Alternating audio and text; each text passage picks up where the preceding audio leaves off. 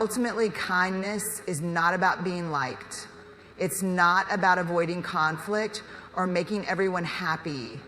It's about being true to yourself while also being good to others. It's about standing tall even when you bend to help someone up. It's about knowing your worth and refusing to let anyone diminish it, no matter how much you care for them. Because the truth is, you can't force people to respect you, but you can ensure that your kindness does not come at the cost of your dignity. So let your kindness shine, but let it be a strong light, not a flickering flame. Be kind, but be firm. Give freely, but give wisely. Love deeply, but love yourself just as much. And remember, kindness is a gift, not a sacrifice. It is a strength, not a weakness.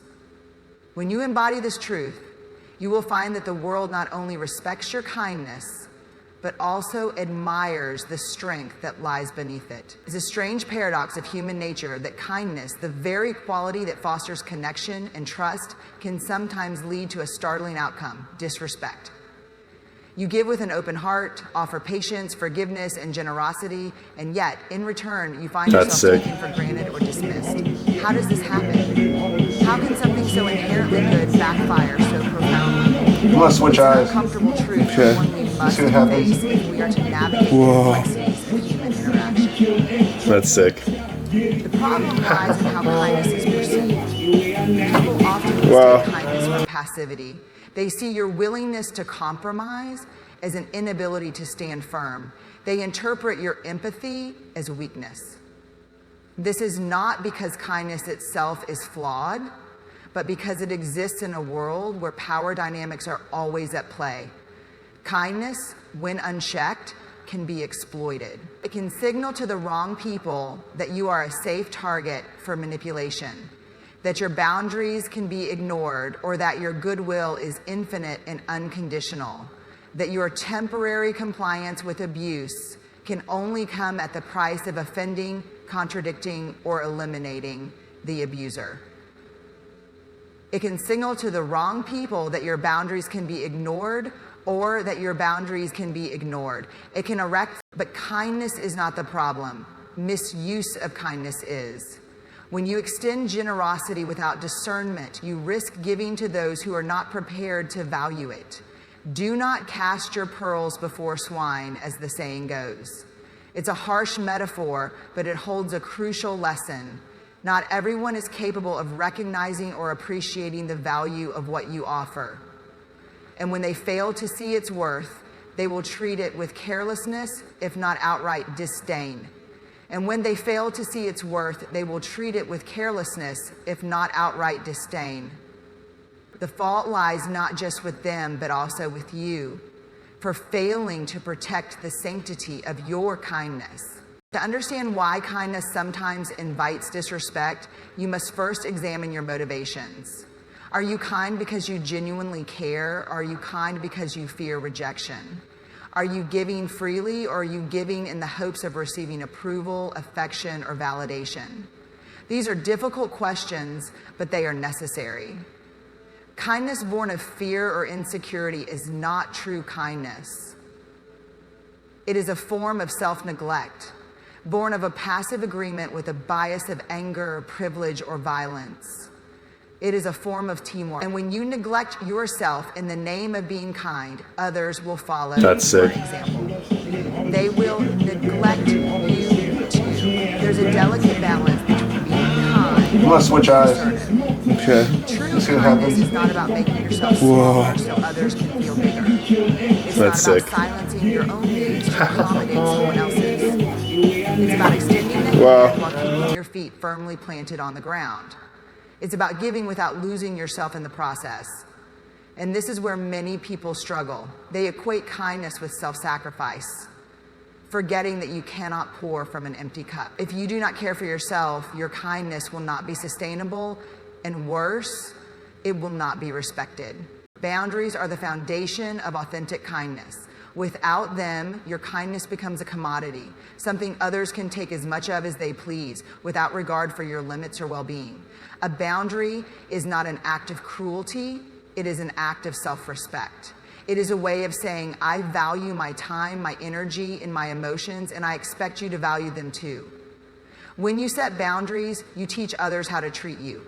And if someone reacts poorly to your boundaries, that is not a reflection of your kindness. It is a reflection of their entitlement. You guys, respect and kindness are not mutually exclusive. In fact, they are deeply intertwined. To be truly kind, you must also command respect. And respect is earned through strength, integrity, and self-awareness. It is earned by standing firm when others try to push your limits, by saying no when you need to, and by refusing to tolerate disrespect. People respect those who respect themselves. People respect those who respect themselves. If you allow others to walk all over you in the name of kindness, you are teaching them that your kindness is not a choice but a weakness. And weakness, whether real or perceived, rarely garners respect. It's important to remember that kindness is not about being liked. It's not about avoiding conflict or keeping the peace at all costs. It's about doing what is right, even when it is difficult. Sometimes the kindest thing you can do is to hold someone accountable. Sometimes it means saying no to a request that would overextend you. And sometimes it means walking away from a situation where your kindness is not valued.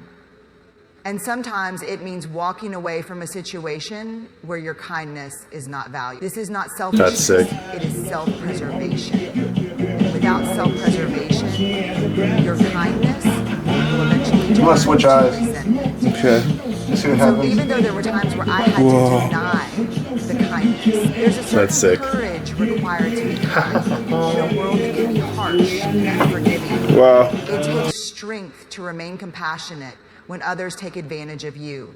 It takes resolve to continue giving when your kindness is met with ingratitude. But this strength must be tempered with wisdom. You must learn to discern who is deserving of your kindness and who is not. You must learn to discern who is deserving of your kindness and who is not. You must recognize when your efforts are bearing fruit and when they are being wasted. And you must understand that your kindness is a gift, not an obligation. It is something you choose to give, not something you owe to anyone. And I'm going to say this again in this presentation. If you want to grow your gifts, if you want to grow your talents, your potential, and your influence, and improve yourself, improve, improve, improve, improve, improve, improve, improveless, improveless, improveless, improveless. Kindness at its best is a reflection of your character. It is an expression of your values, your empathy, and your humanity. But it must be wielded with care. It must be grounded in self-respect and guided by discernment. Otherwise, it risks becoming a liability rather than an asset. This is not to say that you should become cynical or guarded.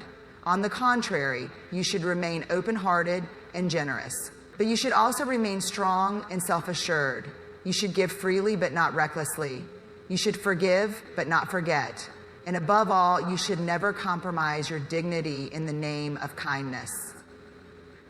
Because let me tell you, all those people who went to your wedding, they had dignity in the same. Life will inevitably test your kindness. You will encounter people who do not appreciate it, who take it for granted, or who try to use it against you. These experiences can be disheartening, but they are also opportunities for growth. They teach you about the importance of boundaries, the value of self-respect, That's sick. true meaning of kindness. They remind you that kindness is not about being a doormat. It is about being a lighthouse, You want to switch eyes? a source of light Okay. and guidance, See what happens? strong and unshakable, Whoa. even in the face of storms. That's My sick. love, I love you. Here's your problem, you're done. So be kind, Wow. be wise, be generous, but be discerning. Give freely, but protect your peace. And remember, kindness is not about what you get in return. It's about who you are and who you choose to be. When you practice kindness with strength and self-respect, you will find that it not only transforms the way others see you, but also the way you see yourself. Because true kindness, the kind that commands respect, is not a sign of weakness, it is a testament to your strength. Because true kindness, the kind that commands respect, is not a sign of weakness, it is a testament to your strength. Kindness is a virtue often hailed as the cornerstone of humanity. It is celebrated, cherished, and preached as the essence of goodness in this world. And yet, despite its profound value, there exists an uncomfortable truth. Kindness, when unguarded and unbalanced, can invite disrespect. How does something so noble lead to something so disheartening? The answer lies not in the act itself, but in the way it is perceived, and more importantly, how it is wielded. People often confuse kindness with weakness. They see generosity and assume it comes from a place of desperation, not abundance. When you offer your time, your energy, your understanding, or even your forgiveness without limits, it can sometimes signal to others that you lack boundaries or that your goodwill can be exploited. It's a painful irony, isn't it? The very quality that makes you approachable, warm, and human can also render you vulnerable to the coldness of others. As the saying goes, give them an inch and they'll take a mile. But the fault does not solely lie with those who misinterpret or misuse your kindness. Part of it lies in how you present it. Are you kind because you want to be liked? Are you generous because you're afraid of conflict? Do you forgive too quickly because you fear losing a relationship? These are hard questions to ask yourself, but they are necessary. True kindness comes from strength, not from a place of insecurity.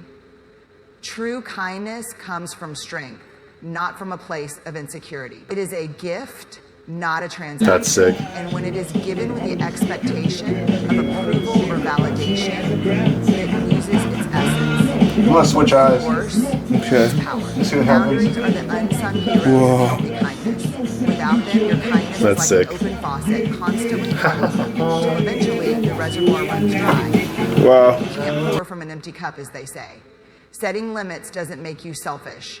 It makes you sustainable. It tells the world, I value myself as much as I value you. This balance is crucial because people who respect themselves command respect from others.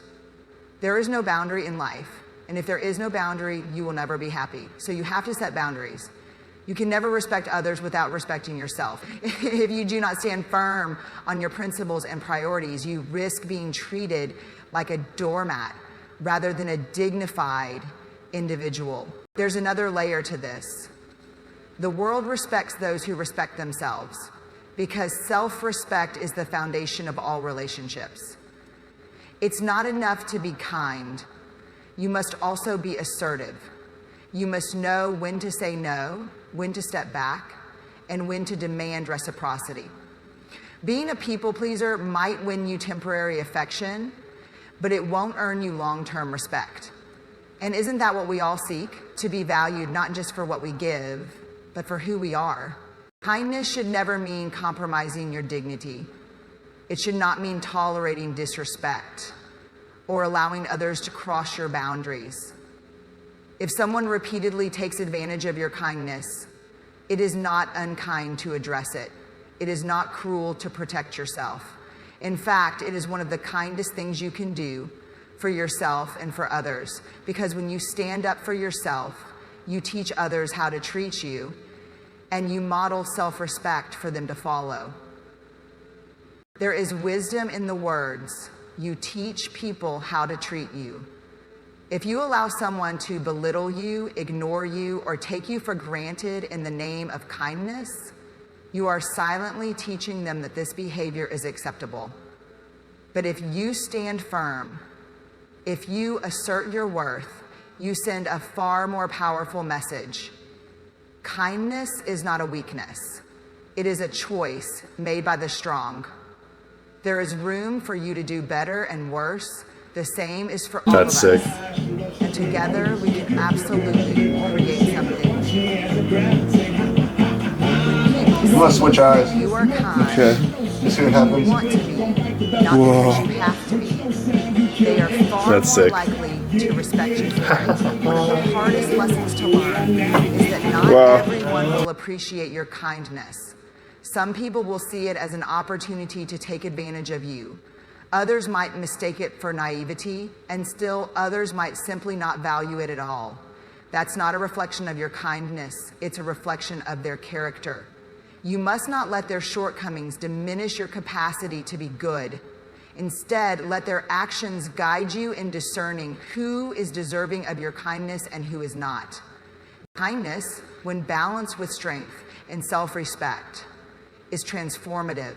It can inspire others, mend relationships, and even change lives. But unchecked kindness without boundaries, can be destructive. It can lead to burnout, resentment, and heartbreak. To avoid this, you must practice what some call tough love. This is kindness with clarity, compassion with accountability. It is giving, but not at the expense of your own well-being. It is forgiving, but not forgetting. It is loving, but not losing yourself. Think of kindness as a fire.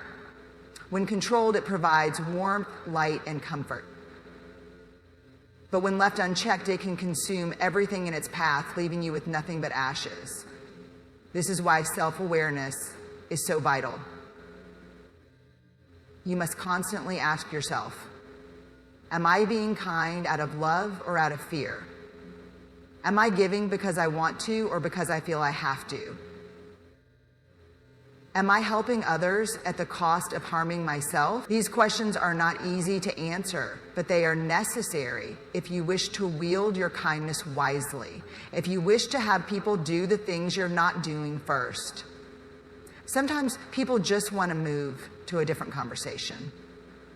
Sometimes people just want to wield your kindness wisely.